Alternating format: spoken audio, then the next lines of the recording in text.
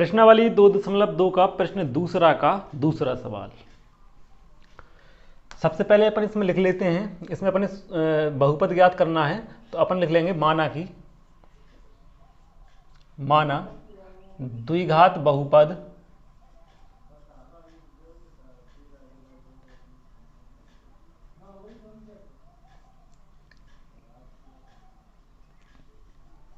के शून्यक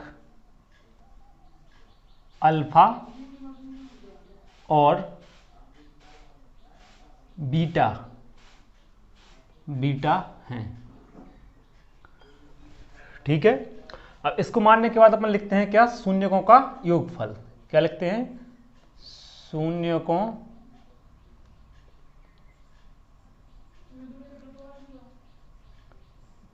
का योगफल बराबर क्या है, शून्यकों का योगफल। देखो शून्यक कौन कौन से मान लिए अपन ने, अल्फा और बीटा, तो बस इनको कर दो अल्फा प्लस बीटा और इनका देखो यहाँ योगफल में यहीं पर मानना है अल्फा प्लस बीटा और बराबर का चिन्ह लगाना है। तो देखो इनका शून्यकों का योगफल अपने लिए सवाल में दिया है, शून्यकों का योगफल कितना दिया है, √2, तो यहाँ लिख देंगे अपन √2। क्लियर। और शून्यकों का गुणनफल भी दिया है अपने लिए, तो यहाँ लिखेंगे अपन तथा शून्यकों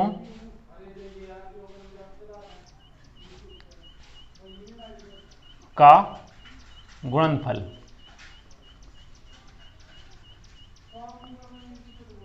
शून्यकों का गुणनफल क्या होता है, तो शून्य के अल्फा और बीटा, तो इनका गुणनफल कर दो अल्फा इंटू बीटा, तो गुणा का चिन्ह मानते हैं अपन बराबर। तो अल्फा इंटू बीटा, शून्य का गुणनफल कितना दिया है अपन ने, 1/3, तो अपन यहाँ लिख लेंगे 1/3, ये अपने लिए सवाल में दिया है। ठीक है, तो हमने लिख लिया शून्यकों का योगफल अल्फा प्लस बीटा बराबर √2 और शून्यकों का गुणनफल अल्फा इंटू बीटा बराबर 1/3। अब अपन यहाँ लिखेंगे अतः अभीष्ट द्विघात बहुपद। क्या लिखेंगे, द्विघात बहुपद बराबर क्या होता है, सूत्र लगाना है। द्विघात बहुपद का सूत्र क्या होता है, x² minus alpha plus beta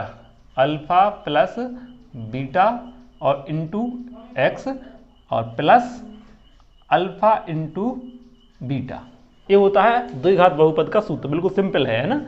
बराबर का चिन्ह लगाएंगे, x² का x² लिख देंगे, माइनस का माइनस अल्फा प्लस बीटा आ रहा है, तो इसको देखो अल्फा प्लस बीटा का अपने लिए पता है कितना है, अल्फा प्लस बीटा बराबर है √2, तो इसकी जगह हमने लिख दिया √2।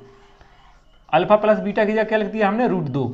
अब आ गया यहाँ x पर, तो x की जगह हमने x लिख दिया, समझ में आया, और प्लस का चिन्ह लगाया और अल्फा इंटू बीटा, तो अल्फा इंटू बीटा कितना दिया है, देखो अल्फा इंटू बीटा बराबर दिया है 1/3, तो यहाँ लिख दिया हमने 1/3। ठीक है, अब बराबर का चिन्ह लगाएंगे। पिछले सवाल में अपन ने किया था कि जो 3 था सिर्फ जिसके नीचे है उसमें गुणा नहीं करना है, बाकी जो 2 बच रहे हैं इन दोनों में 3 का गुणा कर देंगे। तो 3 का गुणा इसमें भी करेंगे और इसमें भी करेंगे, इसके नीचे आ रहा है तो इसमें नहीं करना है, तो 3 का गुणा कर दो, 3 का x² में होगा तो हो जाएगा 3x², फिर माइनस का चिन्ह। अब 3 का √2 में करना है, तो इसका ध्यान रखना है, जब हम 3 का √2 में गुणा करेंगे तो ये √6 नहीं होगा, है ना, ये गलत है।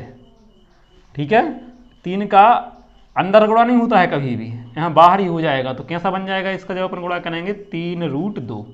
समझ में आ रहा है, इसको ध्यान रखना है। ठीक है, तो हमने जब 3 का √2 में गुणा किया तो क्या हो गया, 3√2 और x का x लिख दिया। ठीक है, अब फिर प्लस का चिन्ह लगा लेंगे और यहाँ देखो कितना 1, इसका ध्यान रखना, जब देखो इस 3 का अपन ने यहाँ गुणा कर दिया, यहाँ गुणा कर दिया, तो फिर वो 3 हट गया, फिर अब उसके नीचे नहीं लिखना है। ठीक है, बस अपना इस सवाल का आंसर आ गया। जिसके नीचे रहता है उसमें गुणा नहीं करना है, मतलब 3 का 1 में गुणा नहीं करेंगे क्योंकि वो तो उसके नीचे है। ठीक है, चलो लिख लो।